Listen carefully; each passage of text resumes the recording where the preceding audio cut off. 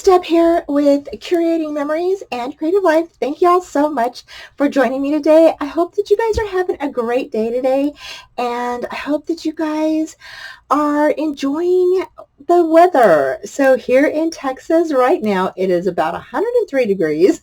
So yeah, it's hot. So today we're going to be doing a layout using the remaining pages we have from the July scrapbook kit from Jolie, and it is this beautiful paper by Friends and Craft O'Clock. It is a touch of nostalgia. So this paper is so beautiful. If you haven't seen it, I will post the little reveal that we had at the beginning of July showing all the papers, the scrapbook kit, mixed media kit, and the card kit. So let's go ahead and get started with our layouts. Okay, so for our first layout, you're going to need two pieces that are 4 by 4, and then one that is 6 by 4. Then you're going to cut one sheet out that is 6.5 by 4.5. And then two pieces that are 4.5 by 4.5. Now this does give a large border around your pictures. So if you want to, you can definitely add another matte pine there if you want. I'm just going to leave mine like this. To start out, this is going to be a super simple layout, okay? Super, super simple, you guys. We're just going to tape this right across at the middle of our layout, and I just think that this is just beautiful. So we're just going to lay this right like this, kind of angle it down just a bit so it kind of dips a little bit. I just really like that. And so I'm going to grab my tape real quick. Now you can use glue if you want to. It doesn't really matter. I like using tape, but you can use whatever you would like.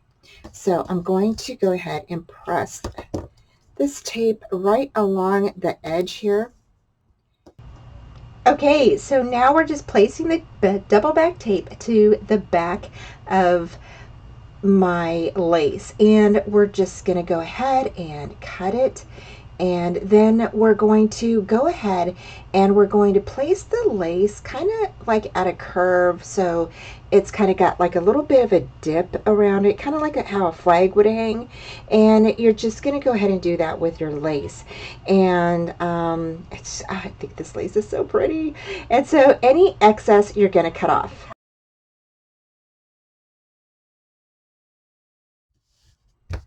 All right, now we can go ahead and we can mat down our little photo mats on top of our papers.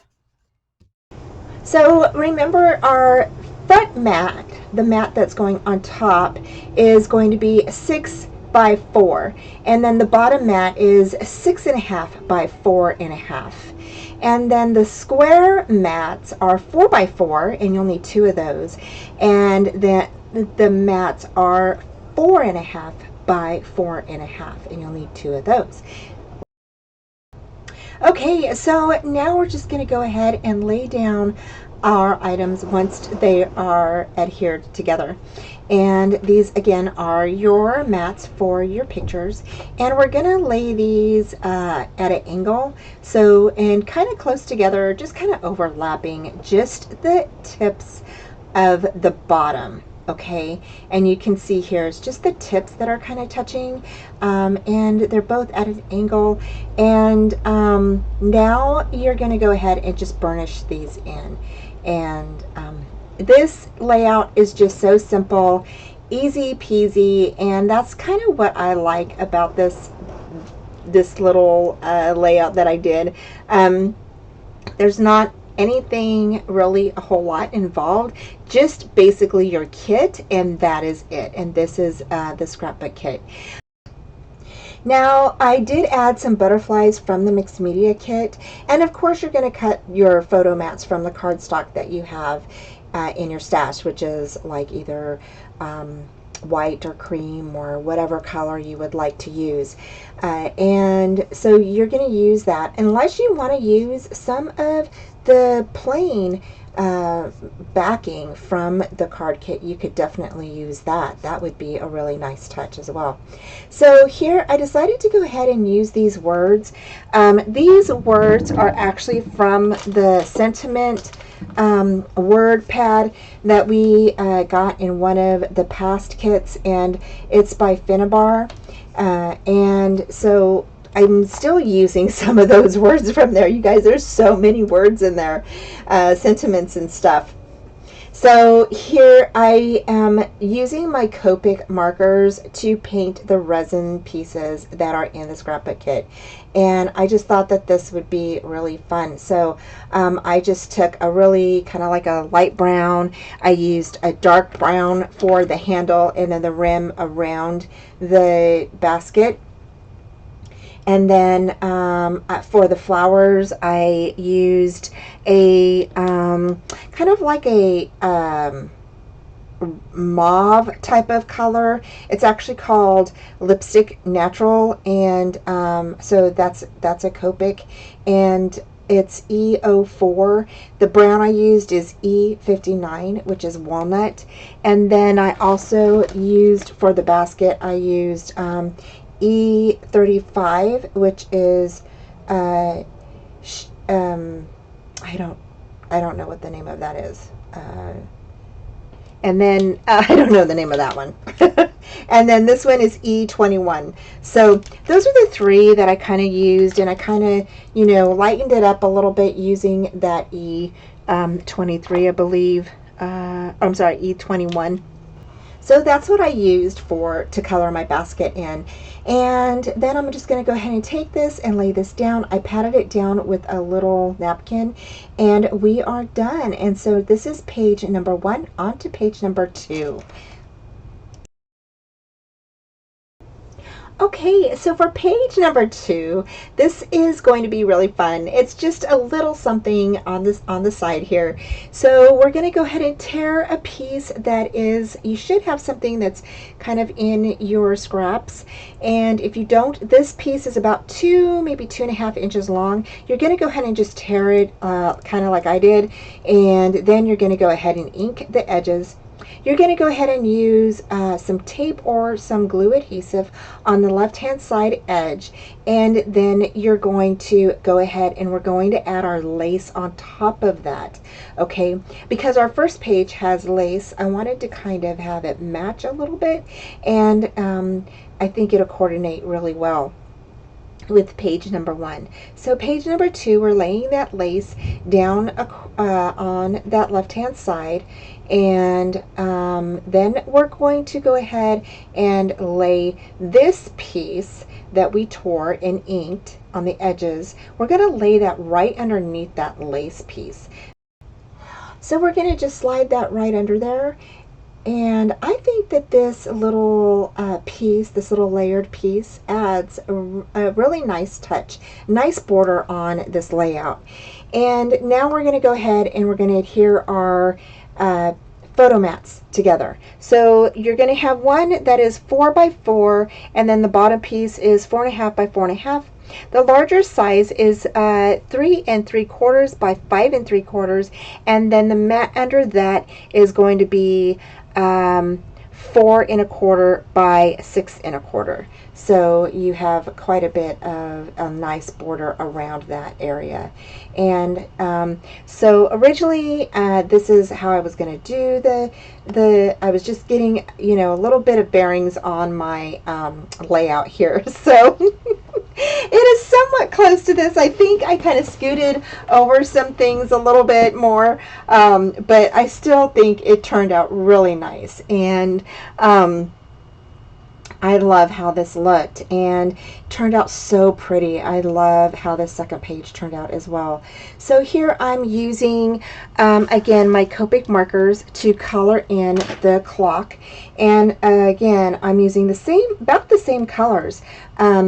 E35 for the face of the clock, and then the hands on the clock are the walnut, which is E 59, and I use that same brown on the edge of the clock, and I color all the way around.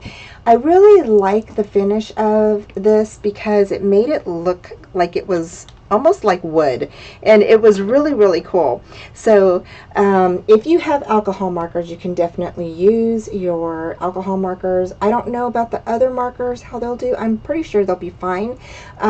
So if you have like Sharpie markers or anything like that, you can definitely use those to color in as well. So I just finished up coloring this clock, and then I'm going to lay this. Next, you're going to go ahead and adhere down both of your mats. And now you can start decorating. So I'm just burnishing both of these down really well. And now you can start decorating your little layout here. And I wasn't sure where I was going with these flowers. I wanted them everywhere, but I couldn't have them everywhere. So I just went ahead and used what I had. I was going to use the pink one, but then I decided not to. I went ahead and brought in some of those. I really finished off all those butterflies. I just love them so much. And I stuck that little clock right underneath that flower, kind of tucked it in those two little flowers there at the bottom. And then I decided to go ahead and not glue the butterfly down, but to add a strip of foam tape on the back of that. So I did that.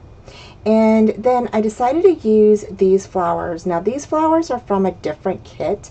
Okay, so if you have anything left over from your previous kits, use them. I mean, you know, you can definitely incorporate some of the other flowers that you have left over from past kits into your current kits. And you'll find that a lot of your items you have coordinate really well with some of the other kits, which is really nice. I love the fact that Kim does that for us, that she brings these kits in and they coordinate with some of the other past kits. So it's kind of nice to have that. So this little butterfly, I decided to go ahead and just kind of let him go rogue, and then I brought in some words to put down on this layout as well. Okay, so here is the last page that we just finished up, and I think that both of these pages turned out beautifully. So here's page 1, or this is page 2, and here is page 1. And I think that these are absolutely gorgeous. I hope that you guys like them. They turned out so pretty. And thank you guys for joining me today. I have all of the links down below for all of the kits and for what I used here. And thanks again for joining me. Take care, and I will talk to you soon. Bye. Thanks for joining me today, y'all. I hope you enjoyed today's tutorial, and head on over to Trace Jolie to check out their shop. Please give this video a thumbs up, subscribe, and comment, and join me Friday nights at 4:30 Central Time.